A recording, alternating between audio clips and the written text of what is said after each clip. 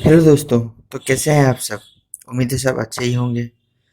तो आज के वीडियो में हम बात करेंगे द सेवन इमोर्टल्स, या फिर आप बोल सकते हैं सात चिरंजीव। तो आज के वीडियो में हम उन सात इंसान के बारे में जानेंगे जिन्हें पुराण में चिरंजीव कहा गया। So friends, welcome to fact about everything. दोस्तों, हिंदू पुराण में यह कहा गया है कि कुछ महान हस्तियों को चिरंजीव का वरदान प्राप्त है ताकि वे कलयुग को सतयुग में लाने के लिए कल्कि की सहायता करें। कल्कि विष्णु का आखिरी अवतार है। एंड दोस्तों, ये माना जाता है कि कोई भी गुरु कल्कि को शिक्षा देने योग्य नहीं है, इसलिए चिरंजीव को बनाया गया है। चलिए उन सात चिरंजीव के नाम जानते हैं। वे थे हनुमान जी, कृपाचार्य, महाबली, अश्वत्थामा, भगवान परशुराम और विभीषण और व्यास जी। तो दोस्तों, मैं एक ही वीडियो में कंप्लीट नहीं कर सकूंगा, तो ये वीडियो हम तीन भाग में डिवाइड करेंगे। चलिए सबसे पहले हम बात करते हैं ऋषि कृपाचार्य के बारे में। कृपाचार्य के बचपन का नाम कृपा था। वह पांडव और कौरवों के गुरु थे, द्रोणाचार्य से पहले। दोस्तों, उन्हें चिरंजीव इसलिए कहा जाता है क्योंकि जब कोई जन्म ही नहीं हुआ हो उसकी मृत्यु कैसे हो सकती है। पुरानी कथा के अनुसार कृपाचार्य के पिता सरदवन एक बहुत बड़े धनुर्धर थे। इस बात से इंद्रदेव को ईर्ष्या होती थी, इसलिए वो अप्सराओं को भेजा करते थे सरदवन का तपस्या भंग करने के लिए। दोस्तों, कहा जाता है कि सरदवन जी का पसीना चरस पे गिरने के चलते एक लड़का कृपा और एक लड़की कृपी का जन्म हुआ। कृपा और कृपी को पांडवों के परदादाजी शांतनु ने गोद ले लिया। तो अब दोस्तों, जिसका जन्म अगर चरस से हुआ हो तो उसका मृत्यु कैसे हो सकता है। चलिए दोस्तों, अब बात करते हैं महाबली की। उनको बलि और महाबली नाम से भी जाना जाता है। बलि एक असुर थे और विष्णु के भक्त प्रहलाद के पुत्र थे। वो बहुत बलवान, शक्तिशाली और उनके दादाजी की तरह बहुत बड़े भक्त भी थे। उन्होंने अपना शक्ति से तीनों लोक पे विजय प्राप्त की थी। वे एक बहुत अच्छे राजा भी थे, किंतु देवताओं को वहाँ बिल्कुल पसंद नहीं थे। देवताओं ने भगवान विष्णु की सहायता ली। विष्णु ने वामन अवतार लेके बलि से भिक्षा के रूप में 3 पैर की जमीन मांगी। जब बलि उन्हें ये देने के लिए मान गए, तब विष्णु ने अपना ब्रह्मा रूप में आकर 2 ही पैरों में पूरी ब्रह्मांड संभाल लिया।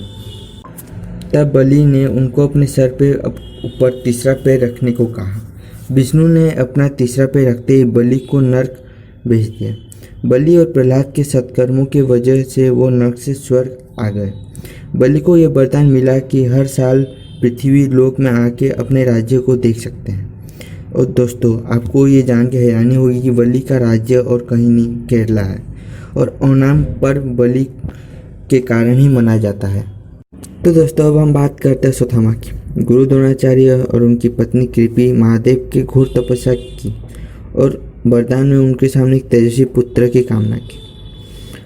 उनको एक बेटा जन्म हुआ जिसका नाम अश्वत्थामा रखा गया। अश्वत्थामा ने कौरवों और पांडवों के साथ ही शस्त्र विद्या सीखी अपने पिता से। अश्वत्थामा को ब्रह्मास्त्र, विष्णु शास्त्र और सारे वेदों का ज्ञान था। अश्वत्थामा की दुर्योधन के साथ बहुत अच्छी दोस्ती थी। अश्वत्थामा के माथे पे एक दिव्य मणि था बचपन से, जो उसे दानव, देवों, सांप आदि के प्रभाव से बचाता था। अश्वत्थामा की इस मणि की वजह से वो अमर था। महाभारत के युद्ध में जब दुर्योधन को मार दिया गया, तब दुर्योधन को अश्वत्थामा ने वचन दिया कि वो पांडव को मार देगा छल से। उस रात अश्वत्थामा पांडव के शिविर में गया।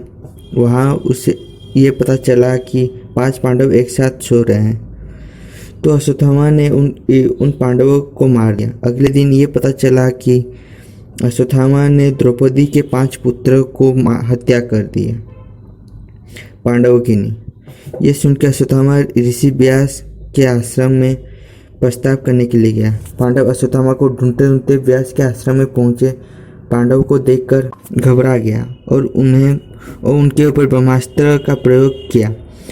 इसको देखकर अर्जुन ने भी ब्रह्मास्त्र छोड़ा। ये सब देखकर ऋषि व्यास दोनों ब्रह्मास्त्र के बीच में आ गए और दोनों को ब्रह्मास्त्र वापस लेने के लिए कहा। अर्जुन ने वापस ले लिया, किंतु अश्वत्थामा को वापस लेने की विद्या नहीं आती थी। इसलिए ऋषि व्यास ने अश्वत्थामा से कहा कि उस ब्रह्मास्त्र को किसी और दिशा में भेज दे ताकि किसी को नुकसान ना हो। अश्वत्थामा में उस अस्त्र को उत्तरा के घर में पल रहे बच्चे की ओर छोड़ दिया।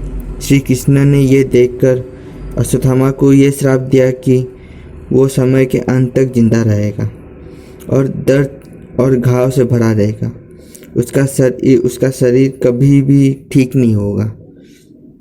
कृष्ण ने अश्वत्थामा को उसकी दिव्या मणि ले ली और ये श्राप दिया कि ये मणि के घाव बढ़ते रहेंगे, कभी ठीक नहीं होगा और अश्वत्थामा अपनी मृत्यु के लिए तड़पेगा। तो ये थी 3 चिरंजीव की कहानी और बाकी सब मैं अगले वीडियो में छोड़ूंगा। तो अगर ये वीडियो पसंद आए तो एक लाइक और एक शेयर ज़रूर करना और कमेंट सेक्शन में बताना कि वीडियो कैसा लगा। Thank you.